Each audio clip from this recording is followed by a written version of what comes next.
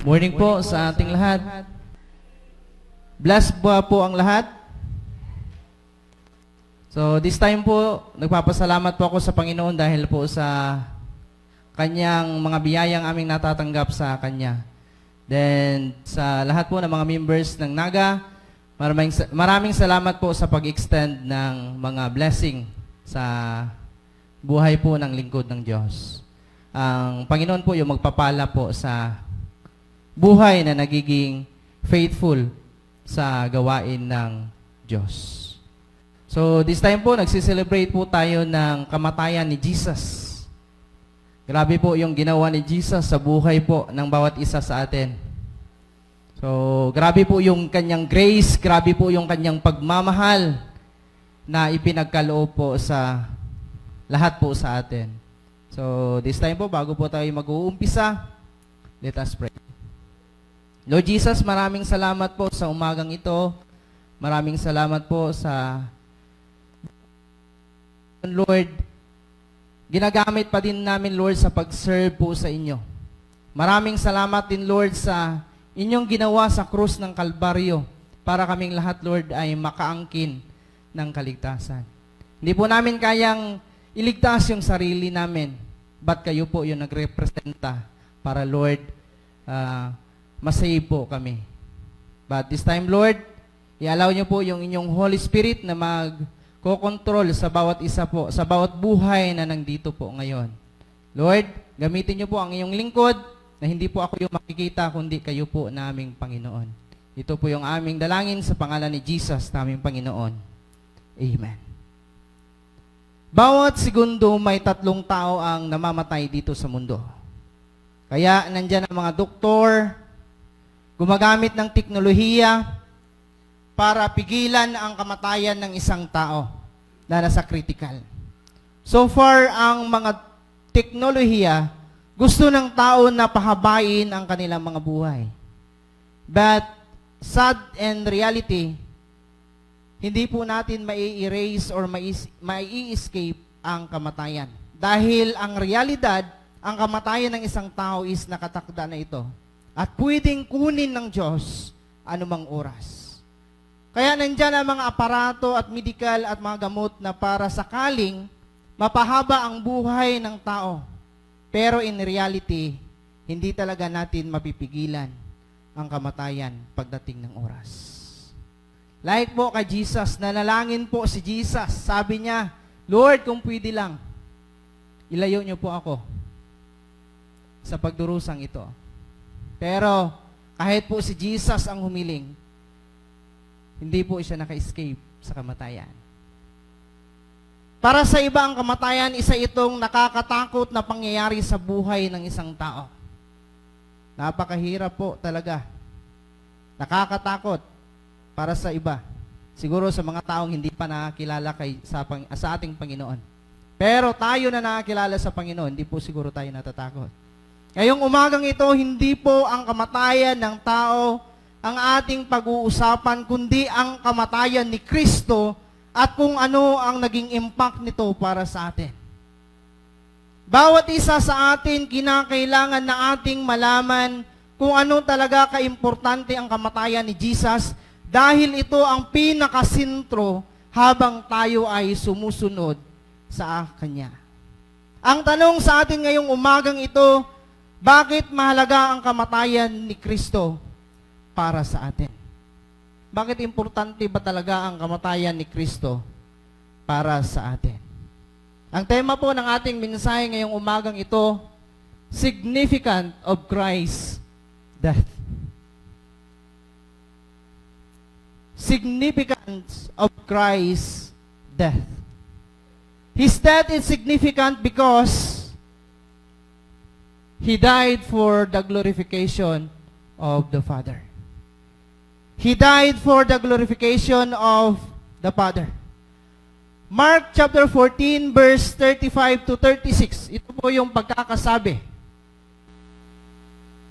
Lumayo siya ng kaunti at pagkatapos ay nagpatira pa upang manalangin na kung maari huwag nang sumapit sa kanya ang oras ng paghihirap. Nanalangin siya, Ama ko, magagawa mo ang lahat ng bagay, alisin mo sa akin ang paghihirap na ito, ngunit hindi ang kalooban ko, kundi ang kalooban mo ang masusunod.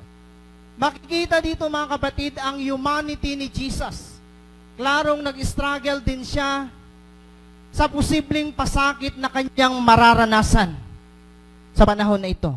Kung ating titignan sa isang banda, pwedeng gamitin ni Jesus ang kanyang pagka-Diyos para ang mga pasakit para sa kanya ay hindi niya po maramdaman, pero kailangan niya itong ma-experiensyan ang mga pasakit, ang mga paghihirap para sa kanya. In Gethsemane. At dito ipinakita ni Jesus na hindi po siya tumalikod sa pasakit. Dito na tayo. Ito makikita amazing talaga ang motivation ni Jesus Christ dahil kahit sa grabing pagod at pasakit ang kanyang natamo, hindi niya ito inisip. Ang inisip lamang ni Jesus, mga kapatid, na magawa niya po ang mission na ipinapagawa sa kanya ng kanyang Ama at para sa kanyang glorification ng kanyang Ama. Para lang po sa kanyang glorification. Para po sa glorification ng kanyang Ama. Si Jesus, faithful niyang ginampanan ang mission na ipinapagawa sa kanya. At modelo siya sa pag-dedicate sa mission na in-entrust sa kanya ng kanyang Ama. Namatay siya para sa glorification ng kanyang Ama. Atin na sa pagsunod ni Jesus sa ministry, sa mundong ito, hindi po huminto sa paghanap ng paraan para i-tempt si Jesus. Kung ating titignan sa last part ng paggawa ni Jesus sa kanyang mission, nandyan pa rin si Satanas. Nandyan pa rin siya. At sabi ni Jesus, hindi ang kalooban ko ang masunod, kundi ang kalooban mo. Mga kapatid, ito ay isang tawag para sa atin na mamuhay na makakapagbigay ng glorification sa ating Ama na nasa langit. Pwedeng nandito tayo ngayon, nakikinig ng salita ng Diyos, pero ang totoo, malayo pala ang buhay natin sa Kanya. Pwedeng gumagawa tayo ng Kanyang ministry, pero malayo tayo sa Kanya. Busy tayo sa church involvement, nagsasakripisyo sa Kanyang gawain, pero hindi natin nabibigay ang pinaka-the best para sa ating Panginoon. Pwedeng gumagawa tayo ng Kanyang ministry, pero in the real life, hindi pala natin siya kasama. Ang rason, dahil ang layo pala ng buhay natin sa ating Panginoon. Ang tanong sa atin ngayong umagang ito, ano po ba kalalim ang ating relasyon sa ating Diyos? Ano ba kalalim yung ating relasyon sa ating Panginoon?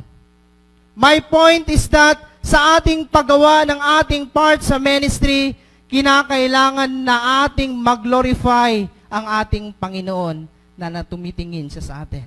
Kailangan natin siyang mag-glorify. Kailangan mag-glorify siya sa lahat ng binagawa natin. Sa gawain ng Diyos, kailangan nag-glorify natin yung ating Panginoon. At mangyayari lang ito, kapatid, kung siya lang ang ating kasama. Kung siya ang ating kasama. Mga kapatid, lahat tayo po ay may mission na ipinapagawa ng ating Diyos. Si Jesus, ang kanyang mission, para i-save po tayo. Para doon sa krus ng Kalbaryo. Ang mission po natin, ano po ba ang mission natin?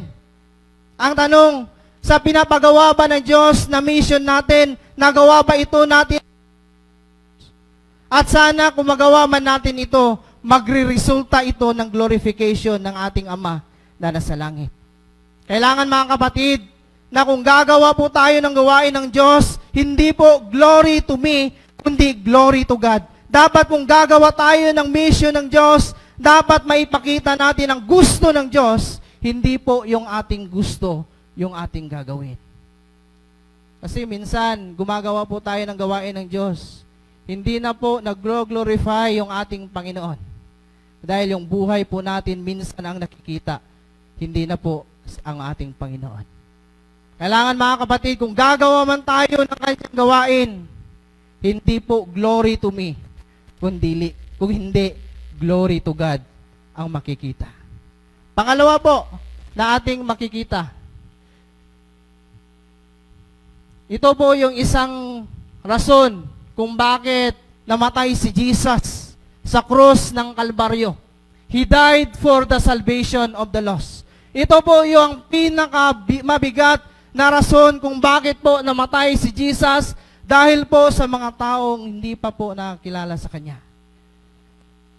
So kung ating babasahin ang Luke chapter 19 to 10, ang anak ng tao ay naparito upang hanapin at iligtas ang naligaw. Yan po yung purpose ng Diyos kung bakit po siya namatay, kung bakit po siya naparito sa sanlibutan.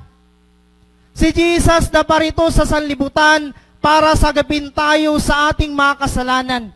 Dahil ang totoo po, hindi po kayang iligtas ng tao ang kanyang sarili. Only lang po si Jesus Christ ang makakaligtas sa atin. In this passage in Luke, si Luke po nag-describe sa isang tao na nasa kapangyarihan pa ng kasalanan. Pinapaintindi po dito, ang isang tao na namumuhay pa sa kadiliman, wala po siyang chance na maliligtas. Mga kapatid, kinakailangan na hindi tayo mamuhay sa kadiliman dahil magresulta po ito ng ating pagkakagapos dyan sa kasalanan. Pero ano ba ang pinakamaganda dito? Dahil ang ating Panginoong Diyos, ang ating Hesukristo, malaki ang kanyang pagmamahal sa mga taong makasalanan. Remember this. Yes, mahal ng Diyos ang taong makasalanan, pero kailanman hindi minahal ng Diyos ang kasalanan ng tao. Amen po ba?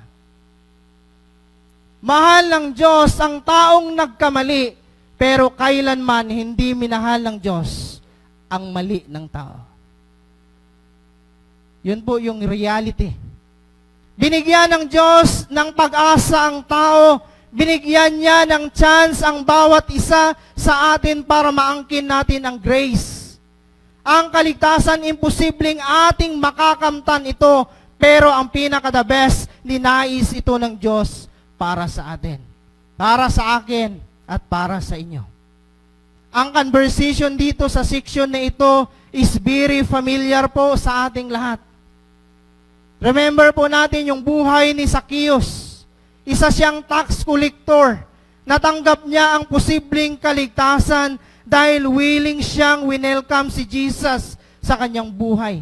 Pinakita ni Zacchaeus na willing siyang ma-experience ng prosesong totoong pagbabago sa kanyang buhay. At dito pinakita ni Jesus ang kanyang malaking pagmamahal sa mga makasalanan, kagaya ni Zacchaeus. Si Jesus, itong panahon na to, pwede po siyang tumuloy sa mga bahay ng kanyang mga disciples. Pwede din siya papasok sa mga bahay ng kanyang kamag-anak. Pero mas pinili niya pa rin na bigyan ng panahon ang mga taong makasalanan. Ano ba ang point dito? Of course, meron talaga siyang concern sa mga taong hindi pa nakakilala ng kaligtasan.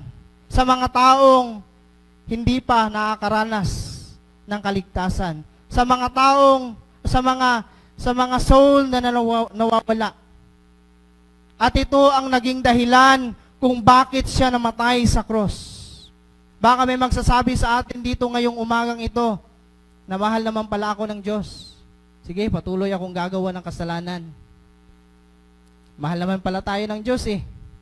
Bakit? Gagawa na lang tayo ng kasalanan.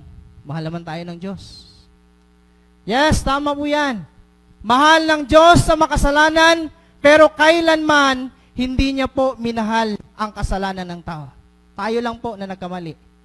Pero ang mali ng tao, hindi niya po minahal yon. Hindi niya po kailanman minahal ang kasalanan ng tao. Kaya po, kailangan po patuloy po tayong gagawa ng mabuti. Number 1 sa ating buhay, sa ating pag-serve sa Kanya. Dapat hindi po pakitang tao yung ating pag-serve sa Kanya, kundi dapat sa pag-perform natin sa Kanyang gawain, mahahappy po siya, mag-glorify po natin ang Kanyang Ama na nasa langit. Ang tanong sa atin ngayong umagang ito, meron ba tayong love sa mga taong hindi pa nakatanggap ng kaligtasan? Meron ba tayong concern? Meron ba tayong love sa mga taong hindi pa po nakaranas ng kaligtasan? O tayo kaya mismo, sigurado na ba kaya tayo sa kaligtasan na ating natanggap? Tinanggap na ba talaga natin si Jesus Christ bilang Lord and Savior natin? Bilang ulit-ulit na tayo nagse-celebrate ng kamatayan ni Kristo. Ang tanong sa atin, meron ba tayong something special na nagawa sa mission na in-entrust ng Diyos sa atin para magiging meaningful ang kamatayan ni Kristo? Kapatid, ang kailangan nating gawin, ibahagi po natin ang kanyang mga salita para masabi natin na meaningful talaga ang kanyang kamatayan. Magiging meaningful ang kanyang kamatayan. Kailangan po nating i-share ang kanyang mga salita sa mga taong hindi pa po nakakilala sa kanya. Ipakikilala po natin si Kristo, kung paano po tayo niligtas ni Kristo. Dapat ipakilala din po natin siya sa iba. Hindi po tayo dapat magiging selfish sa ating mga sarili. Kasi yung grace ng salvation na ibinigay sa atin ni Lord, dapat ibinabahagi po natin yun sa iba. Yun po yung mission na dapat natin gawin. Si Jesus, nagawa niyo po yung kanyang tungkulin, yung kanyang mission para sa pag-share sa salita ng Diyos. Tatanong po ako sa atin ngayong umagang ito, sino ba dapat ang ating i-blame? Yung church ay yung mga tao na hindi pumunta sa church, o tayo as a church na hindi pumunta sa mga tao? Sino yung dapat nating i-blame? Yung tao na hindi pumunta sa church, o tayo as a church hindi pumunta sa mga tao? Sino yung i-blame natin doon? Tayo po na nasa loob ng church, alam na po natin ang reality. Alam na po natin kung ano po yung kaligtasang ating natanggap. Kailangan po ibabahagi po natin yun sa iba.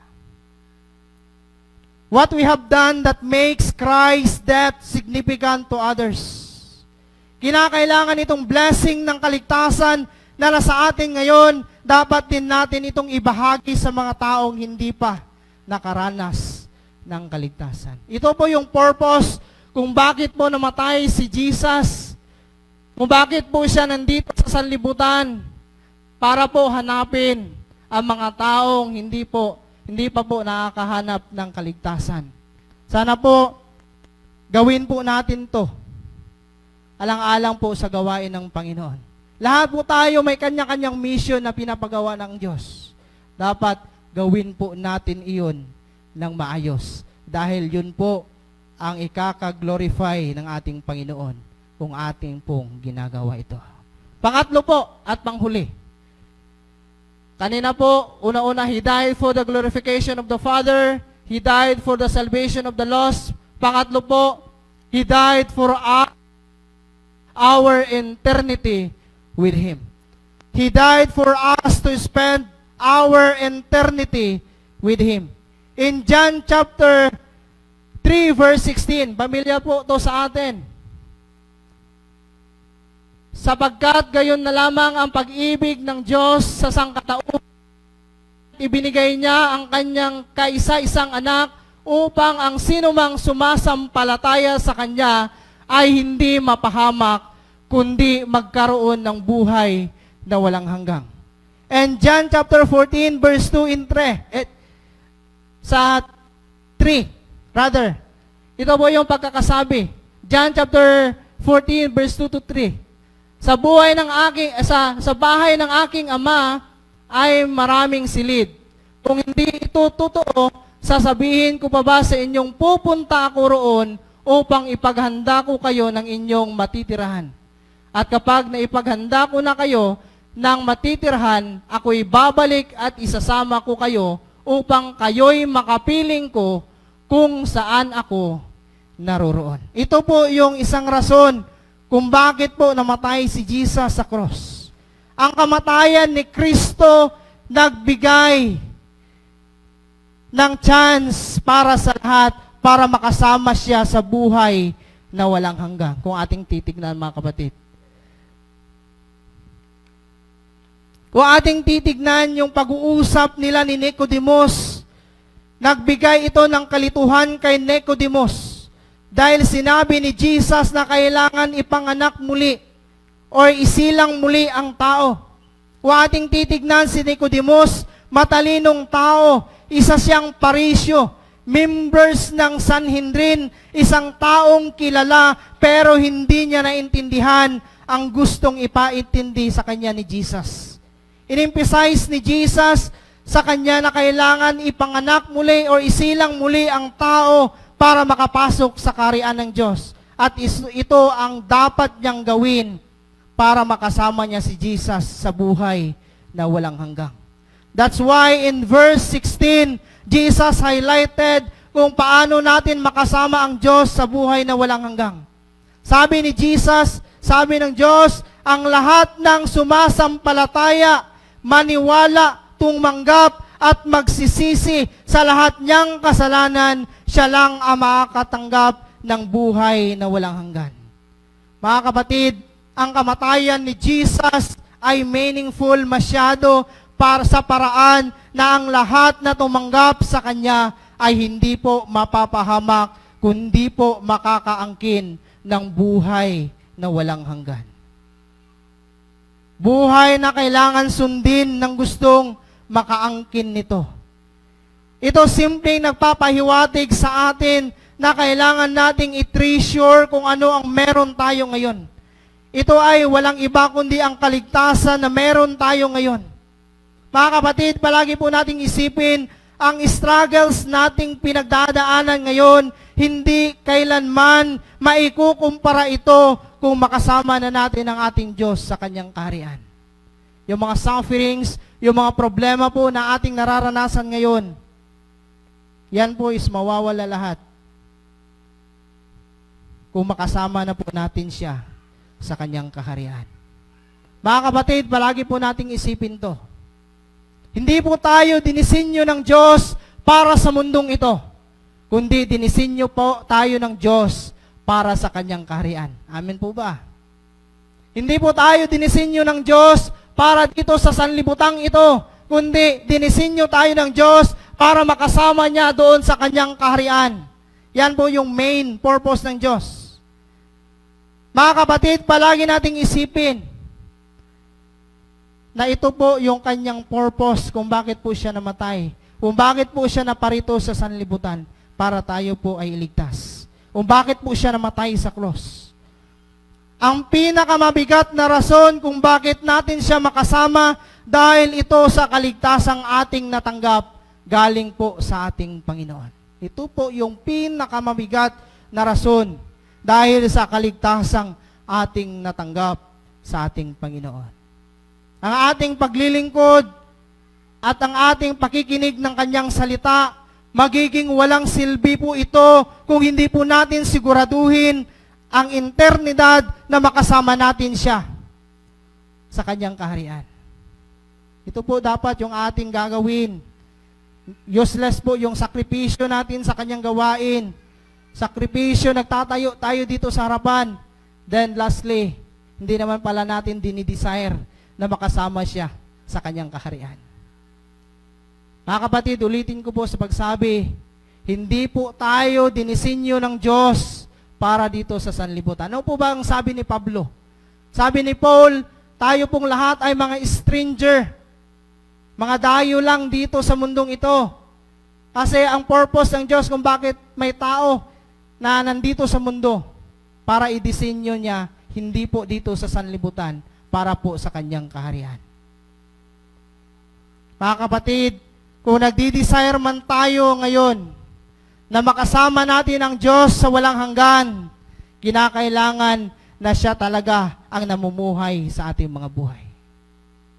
Ang tanong po sa atin, sino po ba ang namumuhay dyan sa ating puso?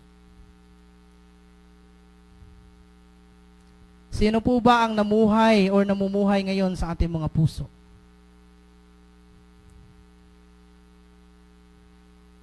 Si Kristo po ba o ang kaaway ni Kristo? O si Satanas ba ang namuhay sa ating mga puso? Sana po si Kristo po yung namumuhay sa ating mga puso. Kasi kung nagdi-desire man tayo na makasama natin siya, dapat siya po yung ating priority. Siya po yung namumuhay sa ating mga puso. Mga kapatid, ang kamatayan ni Kristo ang ating kapanalunan. at kinakailangan na siya lang talaga ang makasama natin sa panghabang buhay. Wala na pong iba sana na nagmamay-ari ng ating buhay, kundi yung ating Panginoong Hesukristo lang po sana yung nagmamay-ari ng ating mga buhay. Sana po mga kapatid, hindi po natin kakalimutan yung tatlo kanina na aking ibinahagi kanina. So, sana po makakapagbigay yun ng challenge sa bawat isa sa atin. Ulitin ko po yung sinabi kanina, hindi po tayo dinisinyo ng Diyos dito sa sanlibutan. Lahat po tayo dinisinyo para po sa kaharian ng Diyos. God bless at magandang umaga po sa ating lahat.